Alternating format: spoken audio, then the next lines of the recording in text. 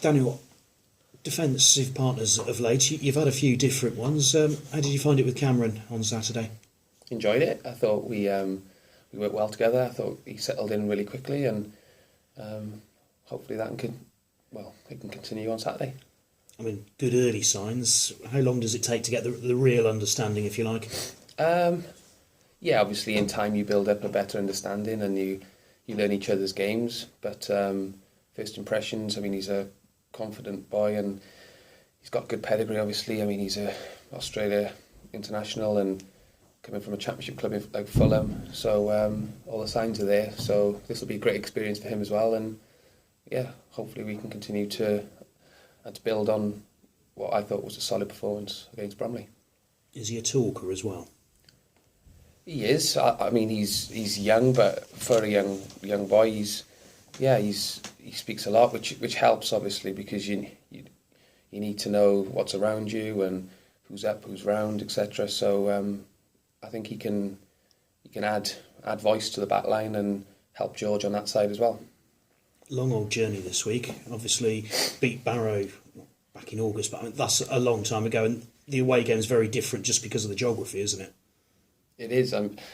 Barrow's a tricky place to go on the best of days. They normally have a very good home record, and they're a good team. They've got some dangerous players, so they proved that in the home match. It was a long time ago, but we're aware of the threats they've got, so we need to be ready. What's the spirit like in terms of just believing at the moment that you can go anywhere and, you know, some of the results, I think Dover, the way you turn that one round, just in terms of actually, so long as you perform, you can beat anyone anywhere. Of course, that's it. And I think you hit the nail on the head there. Is if we perform, so we know what we're capable of, and if we need to look after ourselves, and if we bring our best game out, we know that we can beat any team. Harry Pell's just told us that you're probably about the only player in the squad who's had a promotion before on the CV. Obviously the managers had lots, but you're that one player.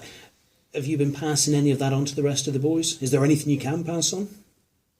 I think the year I got promoted with York City, it was slightly different, a different feel to this one. We crept in the back door in the playoffs, and we had the form, and we just were on the crest of a wave. I think this year we've proven that we are at least one of the two best teams in this league, and we need to make sure that continues. So, I think if we can worry about ourselves, play as consistent as we can, and the results will take care of themselves, and then hopefully come end of the season, end of April, we'll be where we want to be. Yeah, I suppose, does that York experience help you as a front runner, as Cheltenham have been this season, sort of be wary of the fast finishers? Definitely. I mean, ideally, our aim is to win the league, obviously. In this league, only one goes up automatically, so we're desperate for that top spot. If playoffs are then a consolation prize, then we'll get our head around that. But our sole focus is on getting that top spot. And then, like I said, we'll cross that bridge when we come to it. Obviously, there's the main aim, but I suppose at the moment, still, a third of the season to go. So it's just keep chipping away at it game by game, isn't it? Exactly. These games come thick and fast, and before you know it, you're going to be into the last 10 games. And if we're in a strong position like we are now, we're confident that with the squad we've got, we can roll over teams and hopefully perform to our best and keep picking up 3 points. Good man, thank you, good luck. Thank you. When do you think the run-in actually starts? Is it 16 games to go, 10 games to go, 6 games to go as the gaffer? Little markers, yeah. I think, like you said, it's one game at a time. I mean, I know you've probably heard all that about a million times in your line of work, but I think it's easy to get ahead of yourself. So we need to make sure that we look to Barrow, do our jobs, make sure that we pick up 3 points there, and then look at the next one after that. So, but yeah, I think for the run-in as such, for me, I think you look at 10 games. But like I said, we'll worry about the next 5 or 6 first. What did you make of it when the gaffer said, "I'm bringing another Aussie in"? Did you think, oh no? Well, I think it was an Australian day as well, wasn't it? Yeah. So, he hasn't got as strong as Aussie accent as Downsy, so big broad Scottish accent. So he's settled in well quickly. Like I said, he did well against Bromley, and hopefully he can continue to play well against Barrow. Has Danzy been around the place this week? Has he sort of kept his eye and his ear in? Yeah, he's like you said, he's always around the place. He's going through his rehab now. Obviously, he's walking about after his op, so he's always passing on advice or just a familiar face, and nothing changes for him. Obviously, he's not out on the pitch doing what he does best, but yeah, the second best job for him is just being around the boys and keeping everyone ticking over.